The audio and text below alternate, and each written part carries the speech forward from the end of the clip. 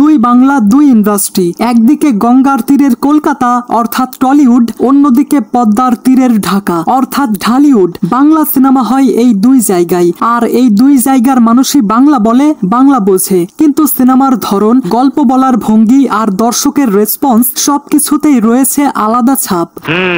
দুই নাম, দুই ধারা আর দুই স্বপ্ন। একদিকে classic periodic family drama, gangster thriller এবং থিয়েটার ঘরানার প্রভাব, তো অন্যদিকে অ্যাকশন, কমার্শিয়াল, গ্ল্যামার আর স্টারডামের রাজত্ব। কিন্তু প্রশ্ন একটাই, কে আসলে এগিয়ে, কে বস আর কে রাজার রাজা? আজ আমরা মুখোমুখি বসাবো এই দুই ইন্ডাস্ট্রিকে। আজ কোনো আবেগ নয়, শুধু তথ্য, বিশ্লেষণ আর বাস্তবতা নিয়ে কথা হবে। লাইক কাদের stardom, story telling, industrial vision এবং অডিয়েন্স কানেকশন সব থেকে বেশি। সবকিছু মিলিয়ে জানার চেষ্টা করা হবে কোন ইন্ডাস্ট্রি সত্যিকার অর্থেই সেরা। আচ্ছা, যেহেতু আমরা জানি বর্তমানে কম্পিটিশনের যুগ, তাই আমি গত 4 বছরে এই দুই ইন্ডাস্ট্রিতে মুক্তি পাওয়া সিনেমাগুলো অ্যানালাইজ করে আপনাদের সামনে তুলে ধরে এটা বিবেচনা করার চেষ্টা করব যে আসলে কোনটা সেরা, ওপার বাংলার টলিউড নাকি এপার বাংলার ঢালিউড।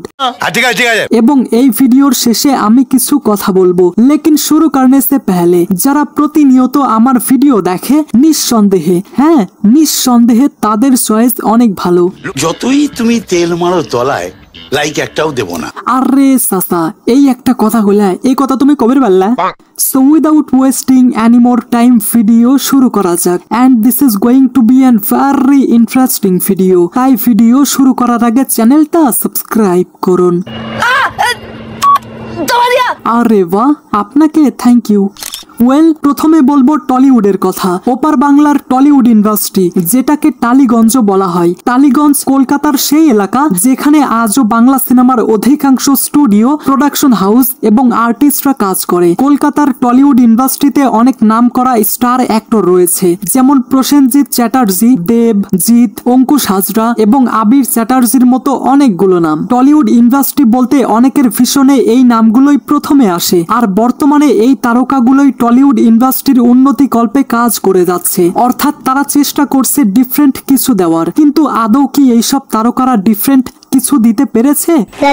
ওয়েল, যদি এইসব তারকার লাস্ট 4 বছরের সিনেমা অ্যানালাইজ করা হয়, তাহলে বিগত 4 বছরে প্রসেনজিৎ চ্যাটার্জির 10টা সিনেমা মুক্তি পেয়েছে, আর সাম্প্রতিক সময়ে রিলিজ পাওয়া তার মালিক সিনেমাটি আমি এই তালিকা থেকে বাদ দিয়েছি, কারণ সেটা হিন্দি সিনেমা। যাই হোক, 2021 সাল থেকে 2025 সাল পর্যন্ত প্রসেনজিৎ চ্যাটার্জির 10টা সিনেমা মুক্তি পেয়েছে, যেই সব সিনেমার টোটাল বক্স অফিস কালেকশন প্রায় 10 কোটি 3 লক্ষ টাকার মতো, যেটা বাংলা টাকায় কনভার্ট করলে হয় 13 কোটি 8 লক্ষ টাকা। বাই দা ওয়ে, প্রত্যেকটা সিনেমার স্পেসিফিক থিয়েটার কালেকশন না পাওয়া গেলেও আনুমানিক মূল্যায়নের মাধ্যমে মোট আয়ের ধারণা পাওয়া যায়। আর আমি সব কালেকশন অনলাইনের বিভিন্ন প্ল্যাটফর্ম থেকে কালেক্ট করেছি, তাই এখানে কিছুটা ভুল হলে আপনারা একটু অ্যাডজাস্ট করে নিন, ঠিক আছে? এরপর যদি আমরা টলিউড সুপারস্টার জিতের লাস্ট 4 বছরের সিনেমা অ্যানালাইজ করি, তাহলে এই 4 বছরে জিতের টোটাল 5টা সিনেমা মুক্তি পেয়েছে, যেমন 2021-এ বাজি, 22-এ রাবণ, 23-এ চেঙ্গিস আর মানুষ এবং লাস্ট 2024-এ বুমেরাং মুক্তি পেয়েছে। আর এর মধ্যে শুধুমাত্র 4টা সিনেমার বক্স অফিস কালেকশন অনলাইনে অ্যাভেলেবল রয়েছে, যেমন চেঙ্গিস 5 কোটি 29 লক্ষ টাকা, মানুষ 10 কোটি 5 লক্ষ টাকা, রাবণ 3 কোটি টাকা এবং বুমেরাং 4 কোটি 72 লক্ষ টাকা। এবং এই সমস্ত সিনেমার যোগফল হয় 23 কোটি 6 লক্ষ ইন্ডিয়ান রুপি, যেটা বাংলা টাকায় কনভার্ট করলে হয় 29 কোটি 24 লক্ষ টাকা। অর্থাৎ গত 4 বছরে জিতের 5টা সিনেমার বক্স অফিস কালেকশন অ্যাপ্রক্সিমেট 35 কোটি পার হয়ে গেছে। এবার বলবো টলিউডের আরেকজন সুপারস্টার দেবের কথা। ওয়েল, বিগত 4 বছরে দেবের 10টা সিনেমা মুক্তি পেয়েছে। 2021 সালে 2টি, 22 সালে 3টি, 23 সালেও 3টি এবং 2024 সালে 2টি। আর 2025-এ এখন পর্যন্ত তার কোনো সিনেমা মুক্তি পায়নি। যদি সুপারস্টার দেবের 4 বছরের সবগুলো সিনেমার বক্স অফিস কালেকশন অ্যানালাইজ করি, তাহলে গোলান্দাজ কালেকশন করেছে 4 কোটি 18 লক্ষ টাকা, টনিক 7 কোটি টাকা, কিশমিশ পুলিশ 2,07,00,000 টাকা, কাছের মানুষ 2,37,00,000 টাকা, প্রজাপতি 17 কোটি টাকা, ব্যোমকেশ ও দুর্গ রহস্য 4 কোটি টাকা, বাঘা যতীন 6,05,00,000 টাকা, প্রধান 7 কোটি টাকা, টেক্কা 6,01,00,000 টাকা এবং খাদান 26 কোটি টাকা। আর এই সমস্ত সিনেমার টোটাল কালেকশনের যোগফল হয় 81,68,00,000 ইন্ডিয়ান রুপি, যেটা বাংলা টাকায় কনভার্ট করলে হয় 103,73,00,000 টাকা। এবার বলবো অঙ্কুশের সিনেমার কথা। বিগত 4 বছরে অঙ্কুশ হাজরার 10টা সিনেমা মুক্তি পেয়েছে। এর মধ্যে 2021 সালে 2টি, 2022 সালে 3টি, 2023 সালে 4টি, 2024 সালে 1টি এবং 2025 সালে কোনো সিনেমা মুক্তি পায়নি। আর যদি আমি এই সমস্ত সিনেমার বক্স অফিস কালেকশন অ্যানালাইজ করি, তাহলে আনফরচুনেটলি গত 4 বছরে অঙ্কুশ হাজরার যেই সব সিনেমা মুক্তি পেয়েছে তার মধ্যে হাতে গোনা 2-3টা সিনেমার কালেকশন অনলাইনে রয়েছে। তবুও অ্যাপ্রক্সিমেটলি সংখ্যাটা 20 থেকে 22 কোটির মধ্যেই থাকবে। এবার যদি আমি টলিউডের জাত অভিনেতা আবির চ্যাটার্জির সম্পর্কে বলি, তাহলে আবির চ্যাটার্জির 2021 থেকে 2025 সাল পর্যন্ত টোটাল 14টা সিনেমা মুক্তি পেয়েছে। আর আমি না একটা কথা বুঝতে পারছি না, আমি দেব এবং জিতের সিনেমা ছাড়া অন্যান্য কোনো অ্যাক্টরের প্রত্যেকটা সিনেমার বক্স অফিস কালেকশন খুঁজে পাচ্ছি না। অনলাইনে কোনো প্ল্যাটফর্মেও তাদের প্রত্যেকটা সিনেমার কালেকশন আমি খুঁজে পাইনি। যদিও আবির চ্যাটার্জির কয়েকটা সিনেমার বক্স অফিস কালেকশন আমি খুঁজে পেয়েছি, কিন্তু সবগুলোর কালেকশন খুঁজে বের করতে আমি ব্যর্থ। তবুও আবির চ্যাটার্জির গত 4 বছরের টোটাল কালেকশন অ্যাপ্রক্সিমেটলি 35 থেকে 40 কোটির মধ্যে থাকবে। ও আই সি।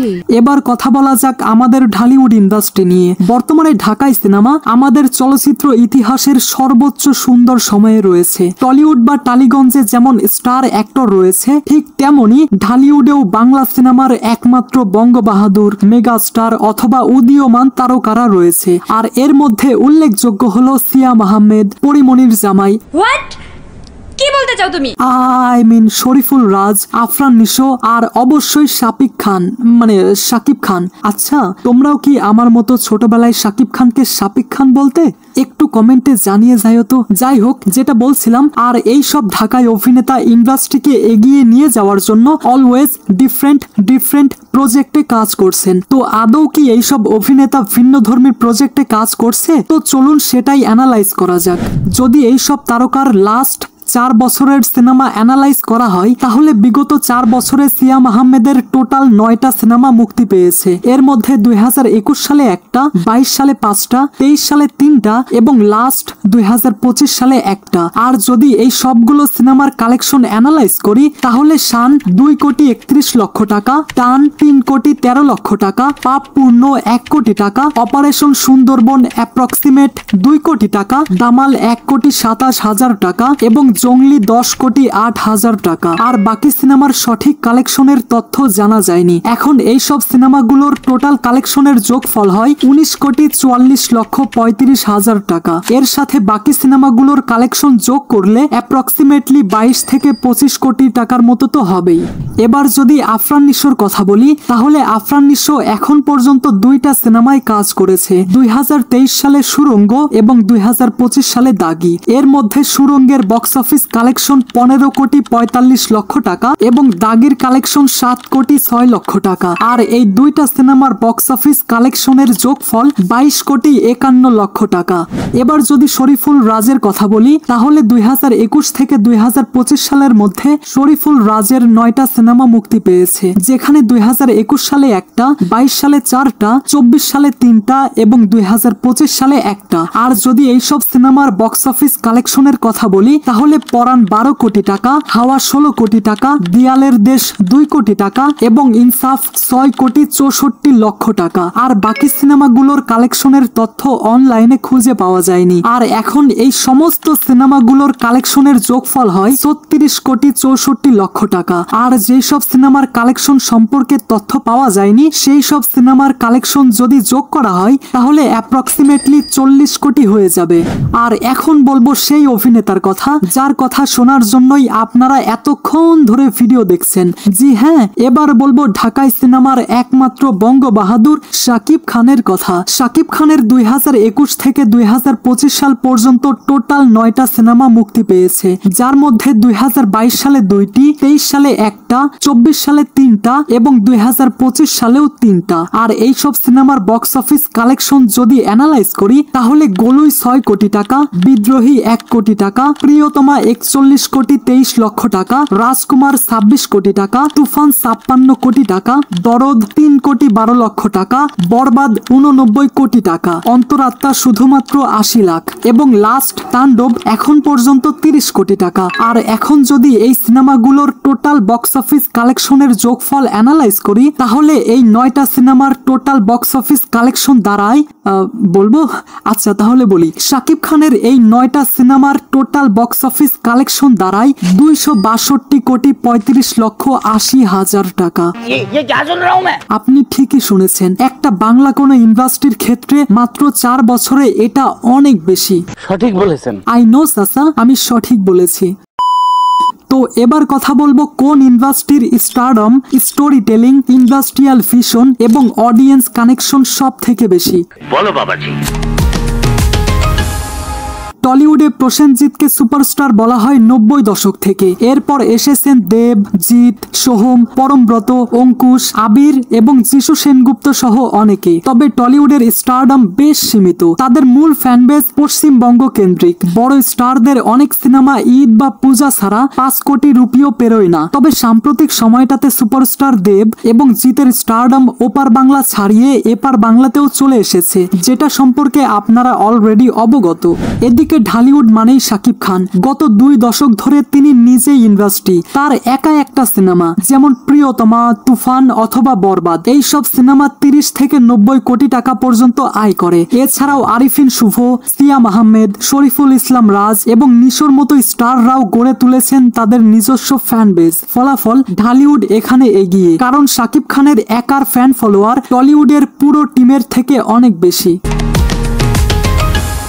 টলিউডে একসময় বেশি সাহিত্য নির্ভর গল্প, পারিবারিক দ্বন্দ্ব বা রিভেঞ্জ টাইপের সিনেমা বানানো হতো, কিন্তু সময়ের পরিসাজে তারা তাদের ইন্ডাস্ট্রিকে এগিয়ে নিয়ে যাওয়ার জন্য অনেক ভিন্নধর্মী ফর্মুলা অ্যাপ্লাই করেছে তাদের সিনেমায়, যেটার প্রমাণ হিসেবে আপনি জিতের মানুষ, চেঙ্গিজ অথবা দেবের খাদান সিনেমাটি দেখতে পারেন। সাম্প্রতিক সময়টাতে টলিউডের স্টোরি টেলিং ভিন্নধর্মী কিছুর আভাস দেয়। এদিকে ঢালিউড বরাবরই আবেগ, প্রেম, অ্যাকশন এবং সামাজিক বার্তার গল্পে বিশ্বাসী। কিন্তু চাচা, একটা কথা আপনি মানেন আর না মানেন, 2023 সালের প্রিয়তমার পর থেকে বাংলা সিনেমার রেভলিউশন নতুন করে শুরু হয়েছে। প্রিয়তমার স্টোরি টেলিং এতটাই নিখুঁত এবং সুন্দর ছিল যেটা সমস্ত অডিয়েন্সদের মুগ্ধ করেছিল। আর শুধুমাত্র প্রিয়তমাই নয়, এরপর শাকিব খানের যতগুলো সিনেমা মুক্তি পেয়েছে প্রত্যেকটা সিনেমার স্টোরি টেলিং একেবারে টপ নচ। এখন শাকিব খানের সিনেমার পোটেনশিয়াল এতটাই হয়ে গেছে যে তার সিনেমা 100 কোটি কালেকশন করার ক্ষমতা বা পোটেনশিয়াল রাখে। ফলাফল ঢালিউড বেশি বৈচিত্র্যপূর্ণ এবং জনসংযোগে সফল, যেখানে টলিউড কিছুটা নিচের দিকের চিত্রনাট্যে সীমাবদ্ধ। টলিউড একসময় ভারতের 3য় বৃহত্তম ইন্ডাস্ট্রি ছিল, কিন্তু এখন তারা রিজিওনাল মার্কেট বা একটা সীমাবদ্ধ মার্কেট কেন্দ্রিক। ওটিটি প্ল্যাটফর্মে কিছু সফলতা থাকলেও বড় বাজেট, আন্তর্জাতিক সিনেমা বা বলিউডে তেমন একটা প্রভাব নেই। এছাড়া প্রযোজনা হাউসের সংখ্যা কম, ইন্ডাস্ট্রির উপর রাজনৈতিক নিয়ন্ত্রণ বেশি, যার ফলে স্বাধীন ভিশন বা out of the box vision বাস্তবায়ন অনেক কঠিন। কিন্তু এদিকে ঢালিউড ধীরে ধীরে দক্ষিণ এশিয়ার অন্যতম গতিশীল ফিল্ম ইন্ডাস্ট্রিতে পরিণত হচ্ছে। একদিকে যৌথ প্রযোজনা আর অন্যদিকে শাকিব খানের মতো একজন পাওয়ারফুল মেগা স্টার। আর কিছু? আর ঢালিউড নতুন নতুন থিম এবং গ্লোবাল রিলিজ প্ল্যান নিয়ে এগিয়ে যাচ্ছে, যেটা ওপার বাংলা অর্থাৎ টলিউডে এখনো খুবই বিরল। ফলাফল ঢালিউড বর্তমানে অনেক বেশি ফিউচার ফোকাসড, যেখানে টলিউড অনেকটা পুরনো ধাঁচেই আটকে আছে। তোমার কথা শুনে মনে হইতেছে তুমি বিরাট জ্ঞানী মানুষ হয়ে গেছো। ওভারঅল টলিউড দর্শক সীমিত, মূলত তাদের অডিয়েন্স অডিয়েন্স হচ্ছে পশ্চিমবঙ্গ এবং কিছু বিদেশি বাঙালি। তাদের সিনেপ্লেক্স ভিত্তিক দর্শক অনেক বেশি এবং তারা ধীর বুদ্ধিভিত্তিক গল্প পছন্দ করে। তবে এই ফ্যান বেস অনেক ছোট এবং স্পেসিফিক। এদিকে ঢালিউডের সিনেমা দেশের প্রত্যন্ত অঞ্চলে অটোরিকশা চালক থেকে শুরু করে বিশ্ববিদ্যালয় পড়ুয়া পর্যন্ত সবার হৃদয় স্থান করে নিয়েছে। কিছু মনে করবেন না, আপনি বেশি কথা বলেন। আরে সাসা, এই একটা কথা বলে এই কথা তুমি কবে বললা? তো গাইস, আপনাদের কি মনে হয়, আপনাদের মতে কোন ইন্ডাস্ট্রি বর্তমান সময়টাতে এগিয়ে রয়েছে? আপনাদের মতামত অবশ্যই কমেন্টে জানিয়ে যাবেন। So I hope you like this video. If you like this video then subscribe to my channel and press the bell icon. Thanks for watching guys.